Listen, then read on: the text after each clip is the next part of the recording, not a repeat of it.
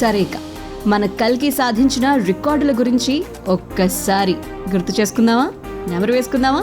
Mobile masala వారి film Nagar కబుర్లోకి వెళ్ళిపోతూ మాట్లాడుకుంటే, ఒక వీకెండ్లో అత్యధిక వసూళ్లు రాబట్టినటువంటి తొలి చిత్రంగా కల్కి 2898 AD నిలిచిపోయింది.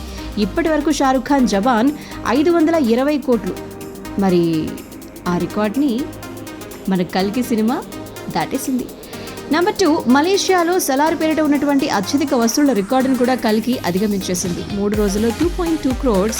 అయితే ఇప్పుడు ఆ రికార్డు కూడా కల్కి పేరు మీదకి వచ్చేసింది.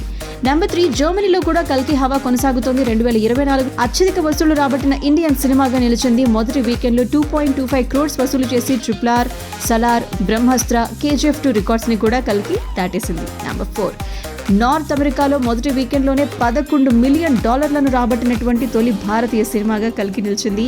ఆ తర్వాత మాట్లాడుకోవాల్సింది వరల్డ్ బాక్స్ ఆఫీస్ ని కూడా కల్కి షేక్ చేస్తోంది.